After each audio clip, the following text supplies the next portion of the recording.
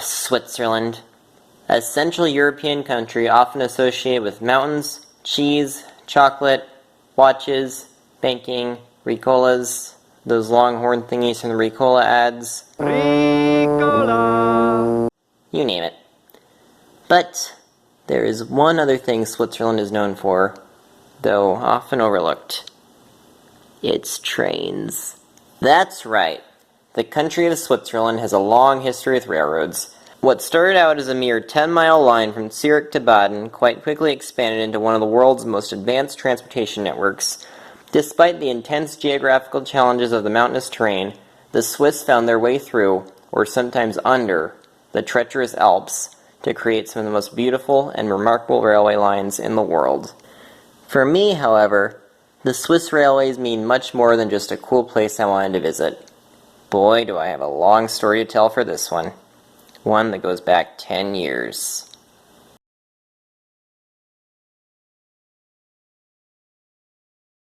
The year was 2016. I was in middle school at the time, and primarily wasn't huge into trains then. Or rather I was, but didn't want to admit it because trains are for babies or something like that. I was at my grandfather's house, and I was bored.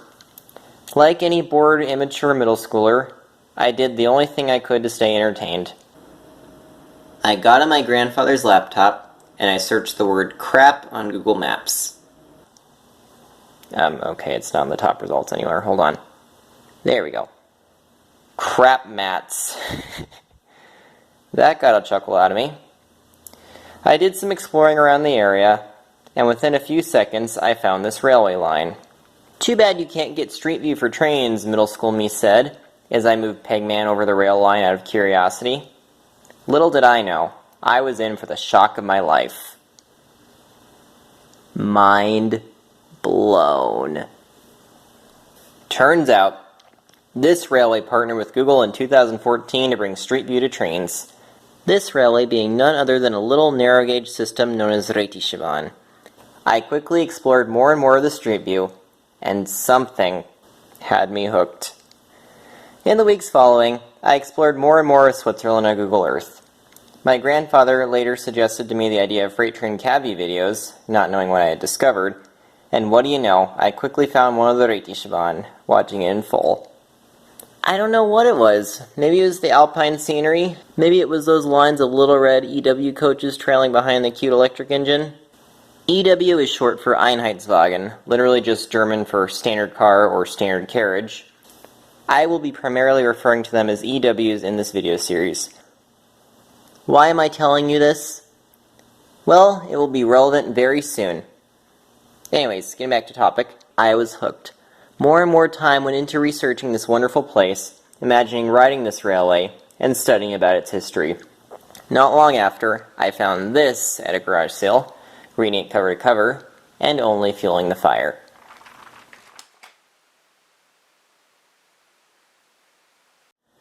By 2017, this had become an out-of-control obsession. I would ride my bicycle from my house to middle school, and it didn't take much effort to imagine that I was driving none other than the Glacier Express. The house became St. Moritz, school became Zermatt. There was a highway overpass I'd cross, which became Oberalp Pass. I would imagine 6 shiny white coaches behind me, and I'd stop at random points along the route, these becoming places like Andermatt, Oberwald, Brig, etc. I also, of course, watch videos of the Rhätische Bahn all day long. The RHB was not the only railway I studied, but once again, there was just something about it that no other railway could match. RHB trains constantly found their ways in the stories I'd write and the comics I would draw. Here, have some examples.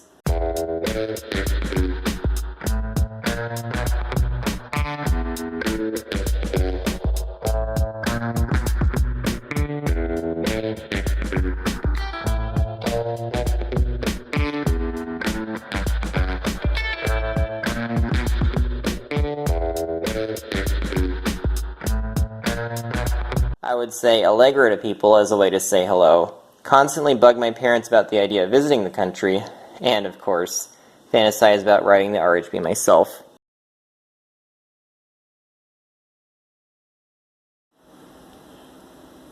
"2018. It was at this time I had finally decided to start a Railfanning channel to make my own train videos.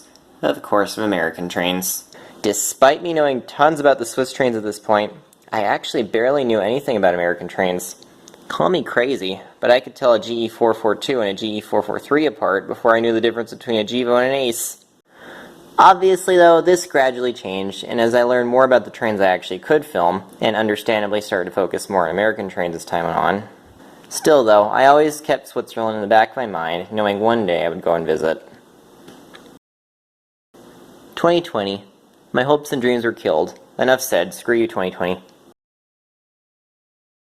2023. I finally got a passport and could now travel anywhere in the world, and got to use it for the first time ever to go to Japan. There I visited the Hakone-Tozan Railway, aka the partner railway for the RHB. It was awesome seeing these little EMUs painted in the Glacier Express colors. Switzerland had remained a pipe dream due to 2020 related nonsense, but seeing that I had made it to Japan, surely I could go to Switzerland next, right?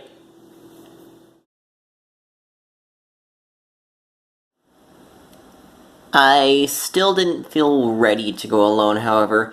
Despite successfully taking my first solo trip in 2024 to go see CP2816, I still felt uncomfortable flying by myself. I had hoped to go to Europe with someone else accompanying me for the first time. This never happened, however. I revisited Japan 2024, flying there by myself, and with this I got much more comfortable about traveling alone, even though I was still met by family there, so it was not a true solo trip. Obviously, at this point, I was primarily focused on researching Japanese trains, so I didn't really keep up with what was going on back in Switzerland. Occasionally, I would check back every couple months or so, but didn't really pay much attention. Only around mid to late 2024, I read some heartbreaking news.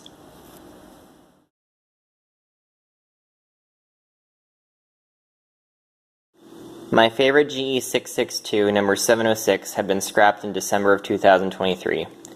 A locomotive that had been a favorite of mine and for years I had dreamed of seeing in action, now lost to history. And I never got to see it.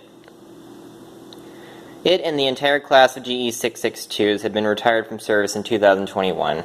To make things worse, I did a little more digging, found out that several other trains I had loved from afar, such as the BE44, GE441, and obviously those little red EWs that I had held so dear to my heart, were gone. Right. The EWs. Speaking of that, beginning in the late 2010s, the railway ordered these new permanently coupled, non-powered train sets from Stadler, these being called the Alvarez, and put them into service on the Albola line, announcing that they would replace the EWs. At first, they were kind of used here and there, and didn't seem like much of a big deal. However, as time went on, and more Alvarez arrived, they began to be used more and more, and ever so sadly, before I even knew it, those beautiful little lines of EWs, some dating back to the 1960s, were pulled from service on the Albola line, completely replaced by fixed train sets. But wait! The Alvarez are only being introduced on the Albola line. RHB owns other lines, so they'll be safe there, right? No. Commencing in 2019, RHB got its first Capricorn. This new EMU was to replace any and all conventional locomotive halt passenger trains on pretty much every other line. These new trains offered modern amenities such as Wi-Fi and can form easy splitting services with their automatic couplers. While it first felt like they would take a while to replace everything, their numbers quickly grew. Soon, nearly every train on the railway was nothing but this monotone fleet of brand new electric trains, each and every one no different from the rest.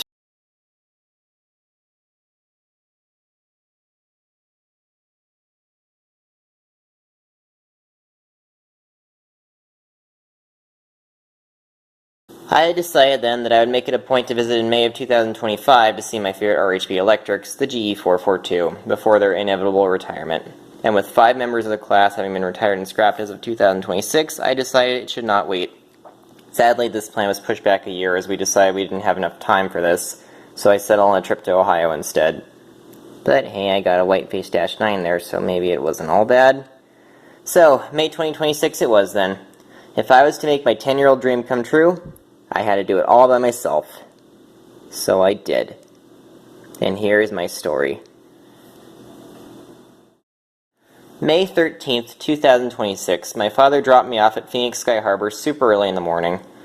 I was to take a flight from Phoenix to San Francisco, then after a 1-hour layover, I would board a 777 at Zurich. Sounds simple, right? No. One of SFO Airport's main runways was under construction, leaving only one runway usable. Thus, any plane using it had to get so-called landing slots to touch down. This delayed us by an hour. So right from the start, I was a little tense. I spoke to the gate agent, who moved my seat up a couple rows. Our ER-175 landed into SFO an hour late, and I speed walked to the international terminal. Sadly, I did not get much footage here, mainly because I was in such a hurry, but thankfully, I arrived at the gate 10 minutes before boarding started. And they did hold the international flight for about 20 minutes for me and a few other people who were transferring from the same flight. Enjoy some BART trains through the window while we're here.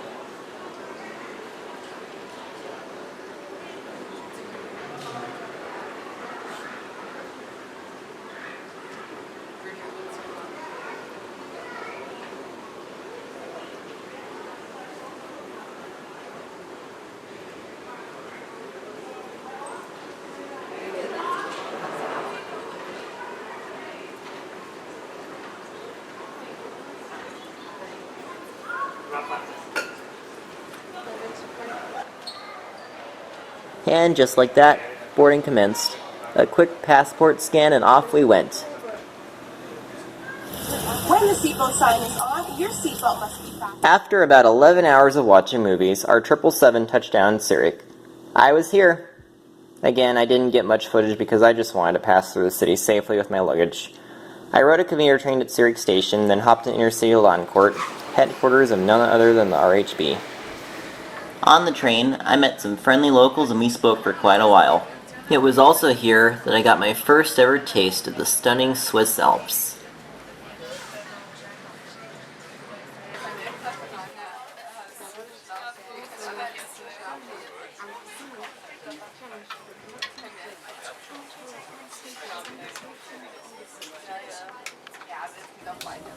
And now, I was here.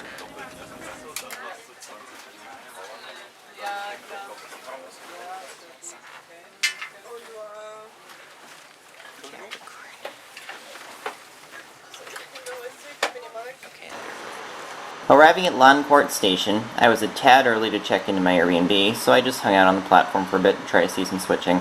My train, consisting of SVB's older EW coaches and powered by a pair of RE460s, departs south to head to its last stop, Coeur. I apologize for any shaky footage during this part. Please remember that I had been awake for nearly 24 hours straight prior to this. I do not sleep well in planes.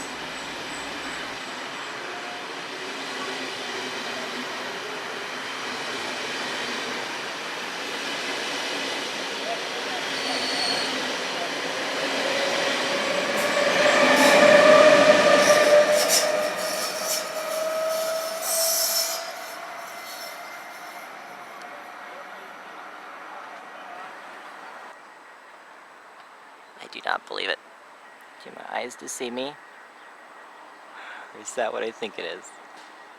It is, and it's kind of underwhelming because it's just a Capricorn, but... there it is! I've waited 10 years for this! 10 years. Okay, let's go. I should clarify. Landquart used to be the best place to see EW coaches being shuffled around and arranged into trains, but now that Capricorns have taken over, this operation definitely does not happen as much as it used to. I will very briefly show someone else's clip of what Landquart used to look like when it was all EWs.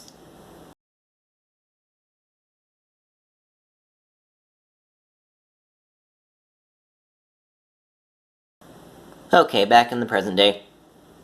Sigh. And our very first RHB train is an AB 416 Capricorn. Get used to these things, because we'll be seeing a lot of them.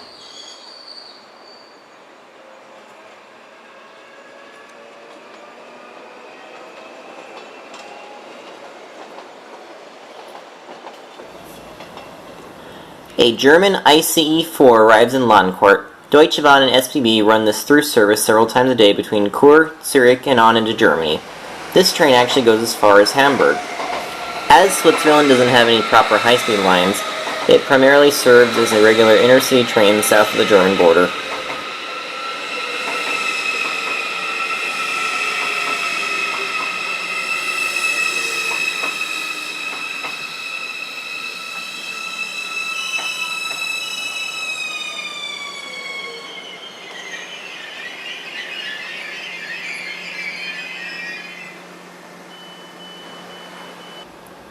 A Stadler GTW, not much different from the ones used on the Denton, Texas A train, branded for SCB's Turbo Regional Services, stops at Landquart. These particular GTWs will soon be replaced by newer Stadler trains starting from 2026.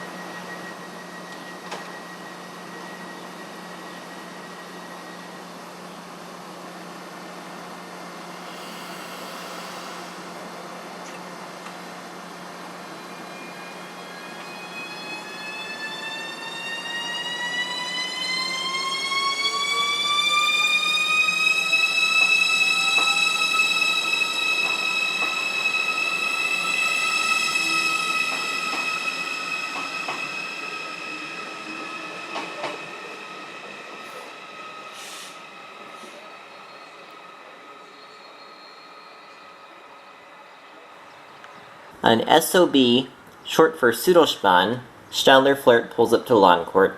These copper-colored EMUs were introduced in 2019 and can be found on various lines around the country.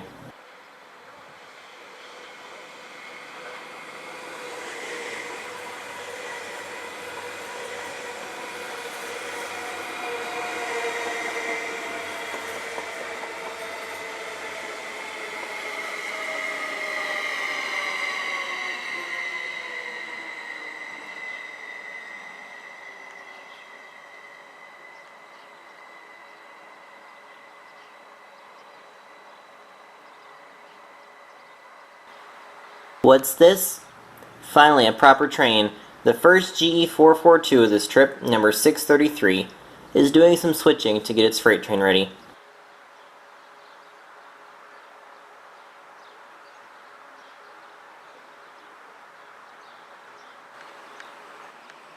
This particular locomotive, number 633, was built in 1985 and was the last member of the GE 442 class build. Some of the locomotives on the RHB wear colorful advertising liveries, as is the case with this one, advertising a local radio station.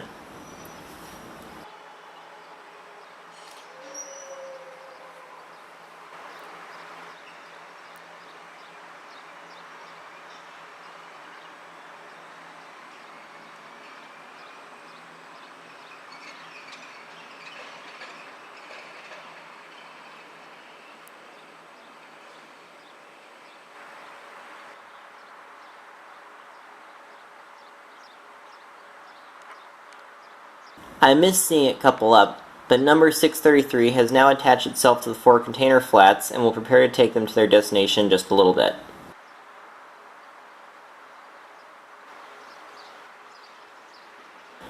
"633 pulls up to the siding at the station to allow passenger trains to pass before it gets on its way.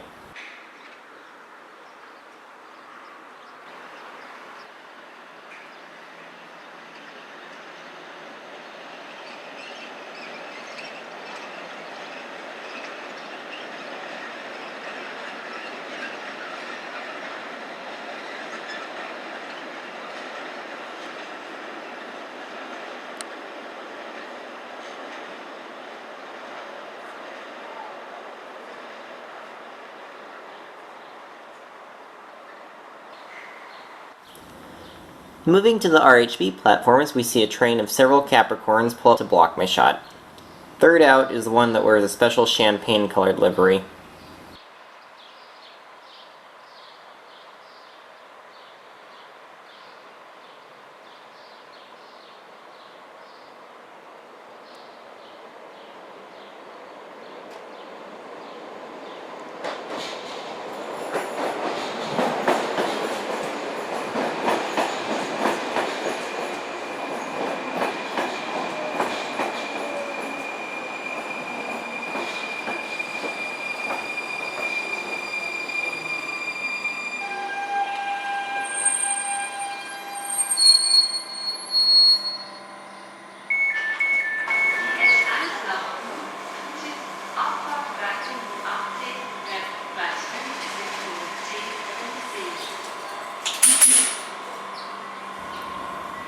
That sound you just heard was the uncoupling of two Capricorns.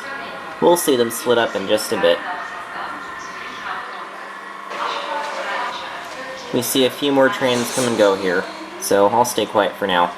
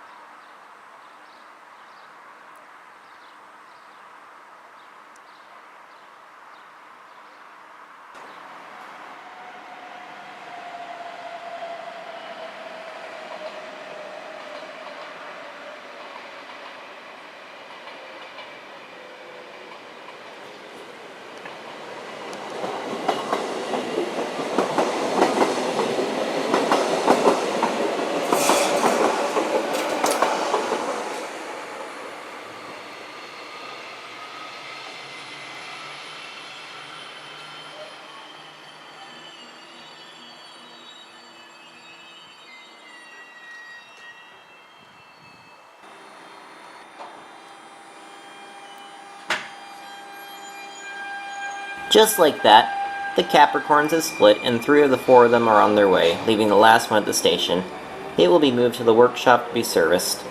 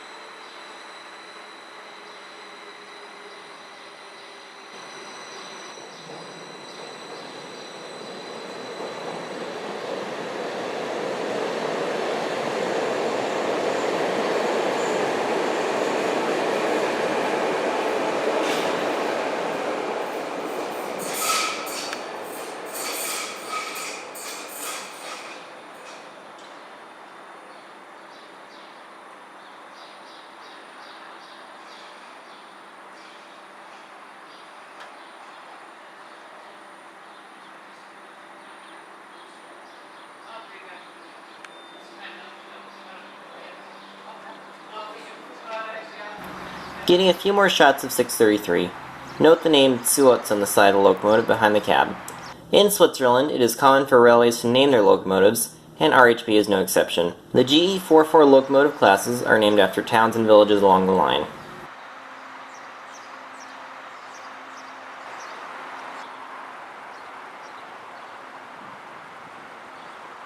More Capricorns arrive.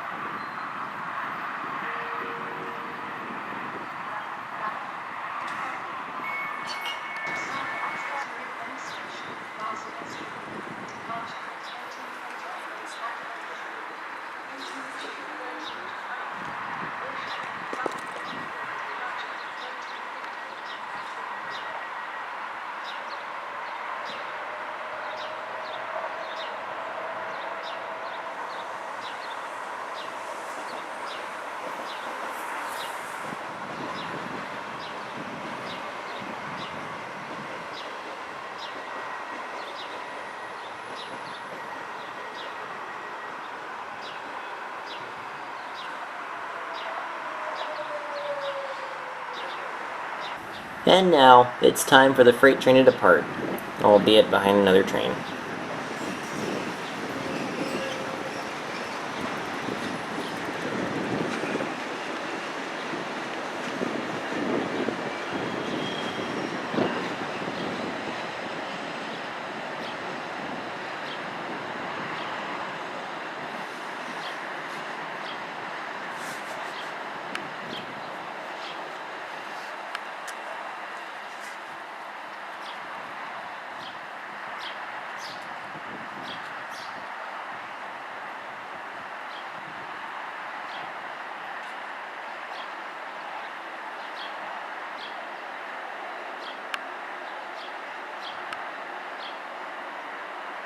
Here I had messaged my Airbnb host that I had arrived. She told me I was welcome to come in early, so I got on the next train south.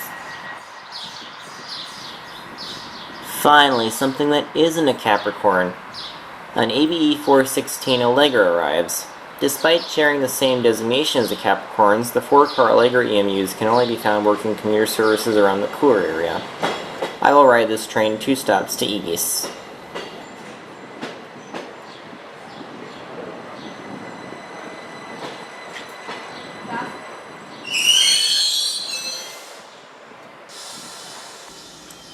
Welcome to Igis. This will be my home for the next 2 weeks.